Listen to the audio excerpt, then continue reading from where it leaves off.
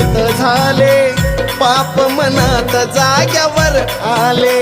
रूप खोटा जगाला धावून, रावण गेला साधू होऊन, सीतामाईच्या कोठी येऊन, जपतीचा चालू होता होऊन.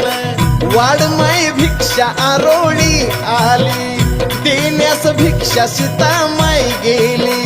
लक्ष्मण रेषाची आठवण झाली, कशी ओलांडू मनात भ्याली.